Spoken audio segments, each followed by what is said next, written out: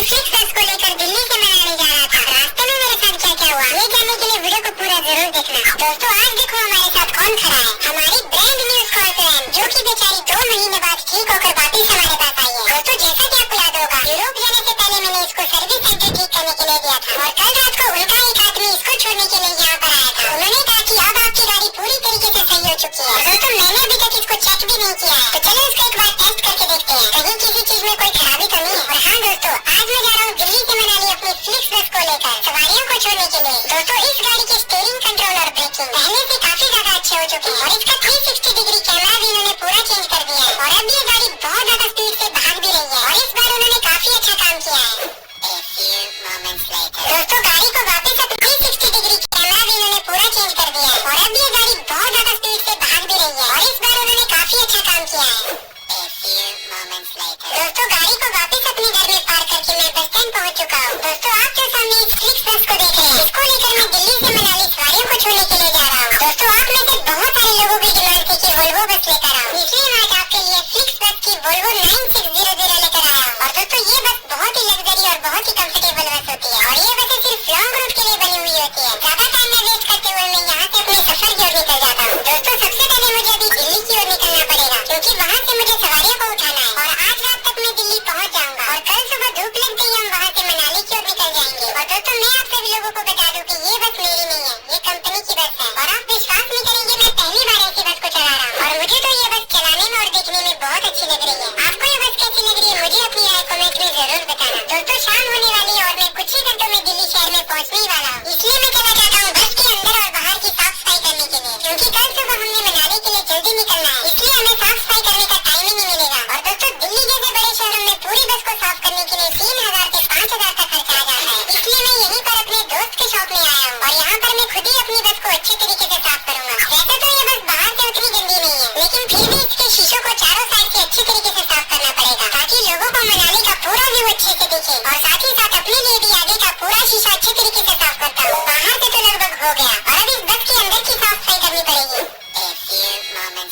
दोस्तों मैंने बस के अंदर के मैट्स और सीटों को अच्छे तरीके से साफ किया और बस के अंदर जो मैट्स लगी हुई थी उनमें तो बहुत ही ज्यादा गंद निकला। दोस्तों बस को धोने के बाद मैंने इसको आधा घंटा धूप में सुखाया क्योंकि किसी भी गाड़ी को धोने के बाद उसको धूप में सुखाना जरूरी होता है, अगर बस गीली रही तो उसमें और ज्यादा धूल चिपक सकती है। दोस्तों मेरा आपसे एक सवाल है, क्या आपके शहरों में भी फ्लिक्स बस चलती है? मुझे इस वीडियो में कमेंट करके जरूर बताना। दोस्तों चलते चलते रात भी बहुत ज्यादा हो गई है और मैं पिछले कुछ घंटों से लगातार ड्राइविंग कर रहा हूँ और अब मैं ड्राइविंग करके बहुत ज्यादा थक गया हूँ। अब मेरी हिम्मत ही नहीं बोल रही थी और मेरी आंखें धीरे धीरे बंद हो रही है और अब मुझे बहुत ही ज्यादा नींद आ रही थी और इसलिए रिस्क न लेते हुए मैंने बस को साइड में पार्क कर दिया और बस की सारी लाइटों को ऑफ करके उसी में सो गया। यहाँ पर सोकर 2-3 घंटे तो मुझे बहुत अच्छी नींद आई। उसके बाद मुझे ऐसा सपना आया कि मुझे रातों रात यहाँ से निकलना पड़ा। दोस्तों मुझे सपना आता है कि मैं कई साल पुराने एक सुनसान खंडर घर में होता हूँ, उस घर में चारों साइड अंधेरा होता है और मेरे पास हाथ में एक छोटी सी टॉर्च होती है और मैं पता नहीं क्यों आगे की ओर बढ़ रहा होता हूँ। उतने को तेजी से मेरी तरफ एक डरावनी औरत आती है, उसकी डरावनी शक्ल देखकर एकदम से मेरी नींद खुल गई। शुक्र है ये सपना था और इस वक्त सुबह के 4 बज रहे थे। मुझे इस जगह पर बैठकर बहुत ही ज्यादा डर लग रही थी और मैं बस को स्टार्ट करके यहाँ से आगे की ओर निकल गया और दोस्तों इस वक्त रोड में सिर्फ गिनी चुनी गाड़ियाँ ही चल रही थी।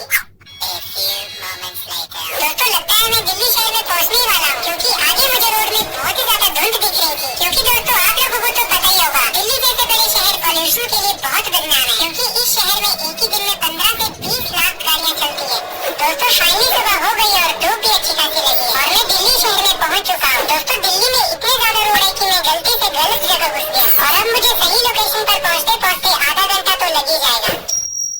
दोस्तों आधा घंटा नहीं बल्कि लगभग 1 घंटे बाद मैं सही लोकेशन के पास पहुंच जाता हूँ और सारी सवारियाँ रेडी हो चुकी है चलने के लिए। तो दोस्तों स्वागत है आपका आज की हमारी दिल्ली से मनाली वाली ट्रिप में। आज हम दिल्ली की तपती गर्मी को छोड़कर मनाली की बर्फीली वादियों में जाने वाले हैं। तो दोस्तों बस चकाचक है और पैसेंजर भी बैठ चुके हैं, तो चलिए आज के इस सुहाने सफर को स्टार्ट करते हैं। और दोस्तों सवारियों से ज्यादा एक्साइटेड तो मैं हूँ मनाली की बर्फीली रोड पर अपनी बस को चलाने के लिए। दोस्तों अभी हम चंडीगढ़ क्रॉस कर रहे होते हैं और आगे गाड़ियों का बहुत ज्यादा ट्रैफिक लगा होता है, पुलिस वाले किसी भी गाड़ी को आगे नहीं जाने दे रहे थे और आगे जाकर मुझे पता लगता है कि यहाँ पर प्रधानमंत्री मोदी आए हैं। दोस्तों ये पार्क हमारे भारतीय सैनिकों की याद में बनाया है।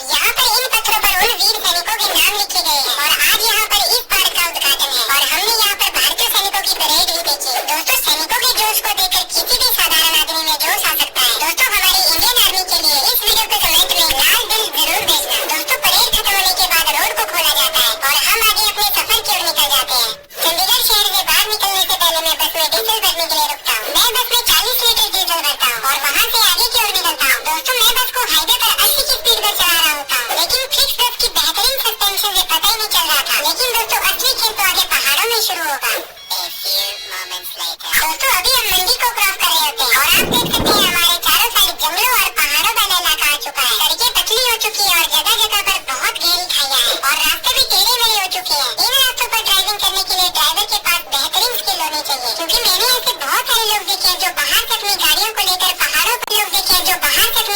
लेकर पहाड़ों पर घूमने के लिए आते हैं और यहाँ के पहाड़ी इलाकों पर वो अपनी गाड़ियों को चला ही नहीं पाते हैं, क्योंकि दोस्तों पहाड़ों पर सीधे और प्लेन रास्ते आपको कहीं नहीं देखने को मिलेंगे। कहीं पर आपको नीचे बहुत ज्यादा ढलान मिलेगी और कहीं पर आपको बहुत ज्यादा चढ़ाई। और हाँ, पहाड़ों पर ऑटोमेटिक गाड़ी का उतना काम नहीं होता है जितना कि एक मैनुअल गाड़ी काम आती है, क्योंकि दोस्तों पहाड़ों पर ऑटोमेटिक गाड़ी भी कंफ्यूज हो जाती है और वो अपने हिसाब से गलत गियर लगाती है, जिससे फिर एक्सीडेंट होने का बहुत ज्यादा खतरा बढ़ता है। दोस्तों आप देख सकते हैं कि यहाँ के ये मोड़ इस बस के मुकाबले बहुत छोटे हैं और कुछ देर बाद हम एक ढाबे के पास रुक जाते हैं पहाड़ों की गर्मा गर्म मैगी खाने के लिए। और यहाँ पर हम आधा एक घंटे का ब्रेक लेंगे, क्योंकि हमारी बस पिछले 5 घंटे से लगातार चल रही है और कंटिन्यू ड्राइविंग करने से इंजन बहुत ज्यादा गर्म हो गया है और इसी बहाने हमारी बस को भी कुछ देर रेस्ट मिलेगा। तो चलिए दोस्तों अभी सीधे मनाली पहुँचकर आपके साथ मिलता हूँ।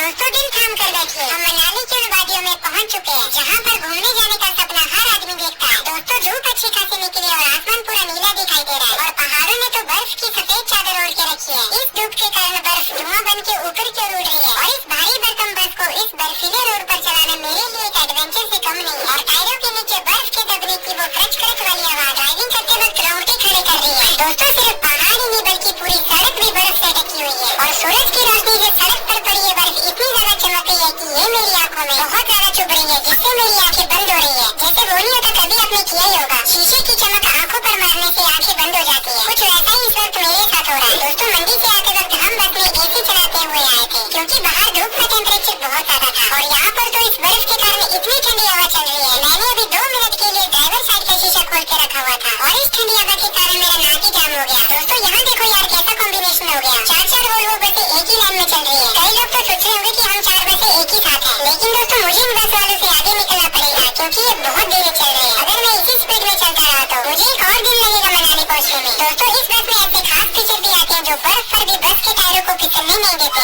लेकिन फिर भी यहाँ के पहाड़ी मोड़ों पर बस चलाते वक्त सबसे ज्यादा ध्यान देना पड़ता है, क्योंकि अगर आपने यहाँ पर थोड़ी सी भी गलती की तो आप सीधे गहरी खाई में गिर सकते हैं और यहाँ से आप गिरे तो बचने का कोई भी चांस नहीं बचता है। दोस्तों मनाली जाने के लिए मुझे यहाँ से ऊपर की ओर जाना है और अभी मुझे यहाँ से मनाली पहुँचने तक कंटिन्यू चढ़ाई करनी पड़ेगी। मुझे डर इस बात की हो रही है कि इतनी ज्यादा चढ़ाई और ऊपर से ये बर्फ, पता नहीं मेरी बस चढ़ पाएगी या नहीं। दोस्तों यहाँ देखो यार, हमारे इस भाई की बस तो चढ़ ही नहीं पा रही है, इसके बस के टायर स्लिप हो रहे हैं। बस ऐसी कंडीशन नहीं चाहिए मुझे अपने साथ यार, इसी बात का तो मुझे डर हो रहा है। दोस्तों कुछ देर चलने के बाद फिर से आगे मोड़ पर एक बस खड़ी होती है। इस भाई ने देखो यार यहाँ से कितना शॉर्ट मोड़ काटा है, तभी इसकी बस यहाँ पर फंसी हुई है। पहाड़ों के मोड़ पर हमेशा लंबा कट मारना चाहिए, इससे गाड़ी भी अच्छे तरीके से निकलती है और एक्सीडेंट होने का भी खतरा कम हो जाता है। अभी तो मैं कहता हूँ यार, पहाड़ों पर गाड़ी चलाना हर किसी के बस की बात नहीं होती है। अगर आपके पास ड्राइविंग की बेहतरीन स्किल्स है तो तभी आप पहाड़ों पर गाड़ी चला सकते हैं, फिर चाहे आप कच्चे रास्तों पर चलाओ या बर्फ वाले रास्तों पर, कोई फर्क नहीं पड़ता है। और हाँ दोस्तों, अगर आपको ये बर्फ वाला इलाका पसंद आ रहा है तो इस वीडियो को लाइक करके मुझे कमेंट में जरूर बताना। अरे क्या हुआ भाई, क्यों रुके हो? अरे यार भाई बस के टायर स्लिप हो रहे हैं यार। दोस्तों हमारा दिल्ली वाला भाई यहाँ पर फंस गया है यार। दोस्तों मैं एक बात को कब से नोटिस कर रहा हूँ, मैं नीचे से लगभग 10 किलोमीटर तक ऊपर आया और अब तक ऊपर से नीचे की ओर आती हुई मुझे एक भी गाड़ी नहीं मिली। मुझे डर है कि यार ये कहीं रोड बंद तो नहीं हो गया है, क्योंकि कई बार पहाड़ों पर बर्फ के कारण लैंडस्लाइडिंग हो जाती है। दोस्तों मुझे जिस बात का डर लग रहा था वही हुआ। कुछ ही दूर चलने के बाद मैं क्या देखता हूँ, आगे तो रोड बंद हो गया है, ऊपर से बहुत बड़ा मलबा बर्फ के साथ आकर नीचे गिरा हुआ है, जिसके कारण यहाँ पर रोड ब्लॉक हो चुका है। तभी मुझे यहाँ से नीचे को आती हुई एक भी गाड़ी नहीं दिख रही थी। लगता है ये स्लाइडिंग अभी अभी हुई है, तभी जो भी लोग ऊपर को आ रहे हैं उनको इसके बारे में कुछ भी नहीं पता है। मुझे यहाँ से